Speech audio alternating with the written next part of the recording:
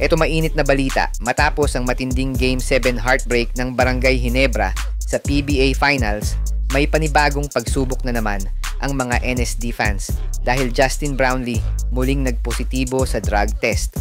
Ano kaya ang magiging epekto nito sa Gilas Pilipinas at Barangay Ginebra? Masususpinde ba ulit si JB? Pero bago yan, like and subscribe lang mga kabady para sa latest basketball news and highlights. Ayon sa mga source ng spin.ph, muling nagpositibo si Justin Brownlee sa isang recreational drug sa isang drug test. Kung mapatunayan na positibo si JB, ito na ang ikalawang beses na bumagsak si Brownlee sa drug test. Noong Asian Games 2003, nagpositibo siya sa carboxy-THC, isang substance na matatagpuan sa cannabis, matapos ang panalo ng Gilas Pilipinas kontra Jordan sa finals noong October 6. Dahil dito, pinatawan siya ng 3 buwang suspension.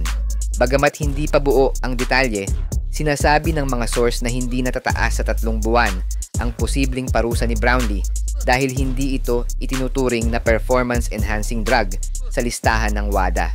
Hindi pa rin malinaw kung ang substance na natagpuan sa sample ni Brownlee ay mula sa isang gamot, painkiller, o mismong recreational drug.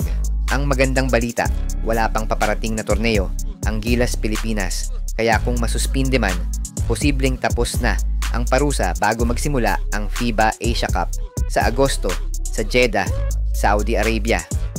Bukod pa rito, inaasahang sasailalim si Brownlee sa operasyon para sa kanyang dislocated thumb sa shooting hand, isang injury na nakuha niya sa PBA Commissioner's Cup Finals laban sa TNT.